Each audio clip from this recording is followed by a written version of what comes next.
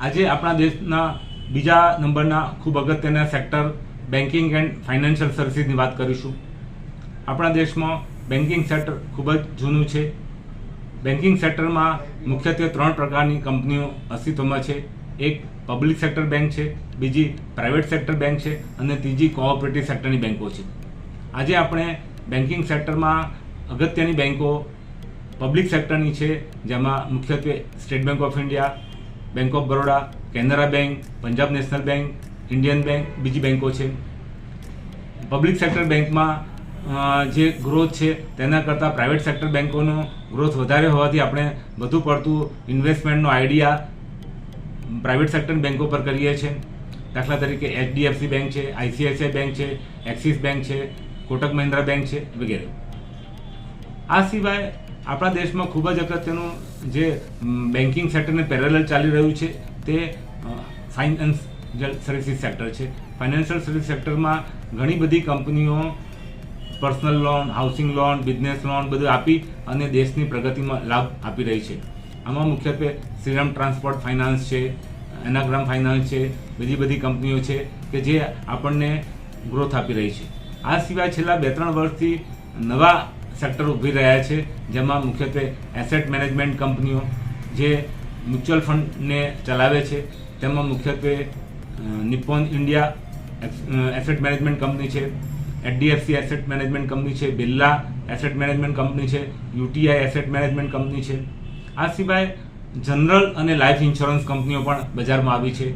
General ઇન્સ્યોરન્સમાં ICICI general insurance છે. Even આપણા દેશની મુખ્યત્વે જે લાઈફ ઇન્સ્યોરન્સ કંપની છે LIC, એનો પણ પબ્લિક ઇસ્યુ આવી ગયો છે. HDFC લાઈફ છે. આમ હાઉસિંગ ફાઇનાન્સ, એસેટ મેનેજમેન્ટ કંપનીઓનો પણ સમાવેશ હવે બેન્કિંગ એન્ડ ફાઇનાન્શિયલ સર્વિસીસમાં થઈ રહ્યો છે.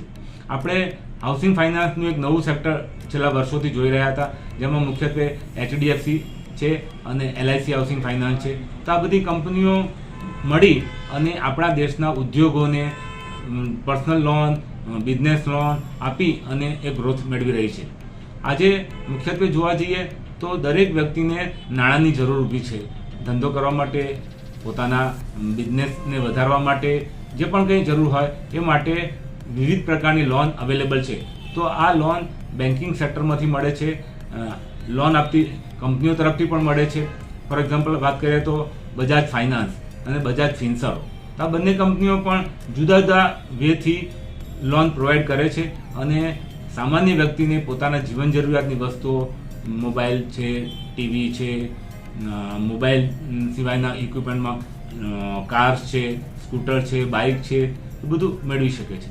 એટલે જે ડિમાન્ડ ક્રિએટ થાય છે આપણા દેશમાં સામાન્ય વ્યક્તિની, તે પૂરી પાડવા માટે લોન માટે બેન્કિંગ સેક્ટર અને આ જે લોન આપતી કંપનીઓ છે, કેપિટલ કંપનીઝ, એ અગત્યની છે. હવે જો સ્કોપ જોવા જઈએ તો દરેક સેક્ટરમાં ગ્રોથ આવી રહ્યો છે. તેના હિસાબે જો જોઈએ તો જે મુખ્યત્વે હાઉસિંગ ફાઇનાન્સ કંપનીઓ અને એસેટ મેનેજમેન્ટ કંપનીઓનો વધારે દેખાઈ રહ્યો છે.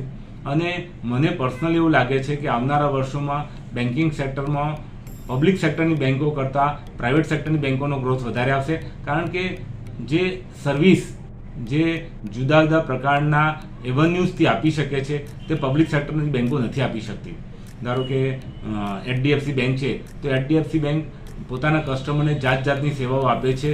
ક્રેડિટ કાર્ડ છે, ડેબિટ કાર્ડ છે, લોન્સ છે, લોન્સ અગેન્સ્ટ સિક્યુરિટી છે. આ બધું ત્વરિત ધોરણે કરતા હોવાથી લોકોનો જે માર્ગ છે એ સરળ બન્યો છે. વર્ષો પહેલાં લોન લેવી બહુ મુશ્કેલ કામ હતું, અત્યારે 5 મિનિટમાં પણ તમને લોન મળી શકે છે. આ બધું જે કોમ્પિટિશન આવી પબ્લિક સેક્ટર બેન્કોને પ્રાઇવેટ સેક્ટર બેન્કની, તેના કારણથી શક્ય બન્યું છે. તો આપણે જો ઇન્વેસ્ટમેન્ટ પોઈન્ટ ઓફ વ્યૂથી વિચારીશું તો HDFC બેંકને સૌથી નંબર 1 આપું છું. કારણ કે તેને છેલ્લા 20 વર્ષમાં રોકાણકારોની મૂડીમાં ખૂબ જ વધારો કર્યો છે. તેનો 10 રૂપિયાનો શેર 1995માં બહાર પડ્યો, જે આજે સ્પ્લિટ પછી પણ અરાઉન્ડ 1800-2000ની વચ્ચે ભાવ ચાલે છે.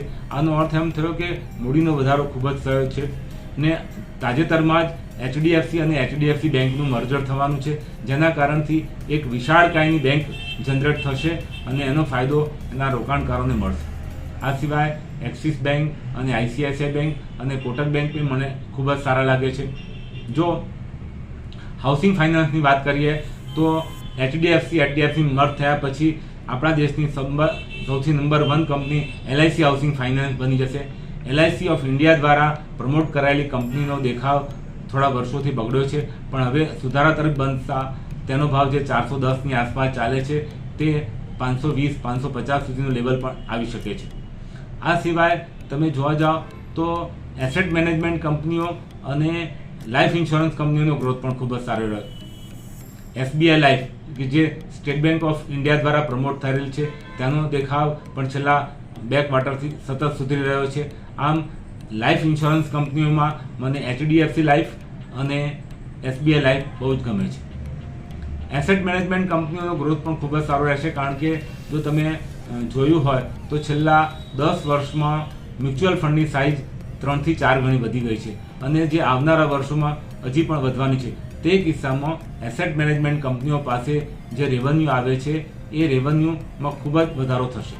તો HDFC AMC અને નિપ્પોન AMC મને ખૂબ જ સારા લાગે છે.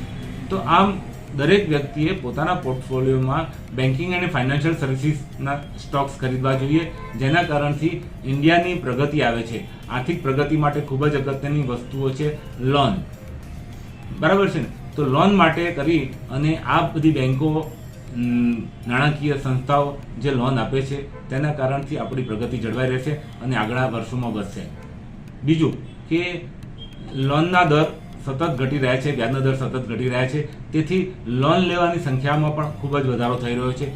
યંગ જનરેશન તો દરેક વસ્તુ લોન પર લેવા ઈચ્છતું હોવાથી જે લોન આપતી કંપનીઓ છે, ફાઇનાન્સ કંપનીઓ છે, તેમનો ગ્રોથ સારો રહેવાનો છે. તો આવનારા વર્ષોમાં આ એક સેક્ટર ખૂબ જ બુલિશ લાગી રહ્યું છે. તેમાં સ્ટોક સ્પેસિફિક એપ્રોચ રાખી રોકાણ કરવા જેવું છે. આપણા દેશની સૌથી પ્રથમ હાઉસિંગ ફાઇનાન્સ કંપની HDFC હતી. હાઉસિંગ ડેવલપમેન્ટ ફાઇનાન્સ કોર્પોરેશને તેનો પબ્લિક ઇસ્યુ 1986માં 100 રૂપિયાની મૂળ કિંમત હતી તે 160 રૂપિયામાં આપેલો હતો. જે સમયે જે વ્યક્તિએ માત્ર 800 રૂપિયા ખરીદીને 5 શેર લીધેલા, એ 5 શેરના 10 રૂપિયાનો કરવામાં આવ્યો, ત્યારબાદ એની કિંમત ઘટાડીને 2 રૂપિયામાં કરવામાં આવી, ત્યારબાદ એમાં બોનસ આપવામાં આવ્યો. તો આ બધું ટોટલ મારીએ તો જે 5 શેર ખરીદેલા 1986માં એ અત્યારે 500 શેર્સ થયા છે. અને મિત્રો એ 500 શેર્સ આજે 2 રૂપિયાની શેરની કિંમત 2400 રૂપિયા ચાલે છે. એટલે તે વ્યક્તિના 800 રૂપિયાનું રોકાણ આજે 40-42 વર્ષના અંતે અરાઉન્ડ 12 લાખ રૂપિયાનું થયું છે. એટલે એના રોકાણના 1400 ગણા પૈસા થયા છે. મિત્રો આવું જે ક્વોલિટી ડેવલપમેન્ટ હોય એ સારી કંપનીઓ જ કરી શકે, ગ્રોથ ઓરિએન્ટેડ કંપનીઓ જ કરી શકે છે. જે ઇન્વેસ્ટરના પોર્ટફોલિયોમાં આવા શેર્સ હોય તેની મૂડી ખૂબ જ વધે છે. મિત્રો આથી મારી સતત સલાહ હોય છે કે ક્વોલિટી મેનેજમેન્ટવાળી કંપનીના શેર્સ ખરીદો, જેથી તમારી મૂડી ખૂબ જ સારી. મિત્રો મારી ચેનલ જોવા બદલ ખૂબ જ આભાર અને હું વિનંતી કરીશ કે મારી ચેનલને સબસ્ક્રાઈબ કરો.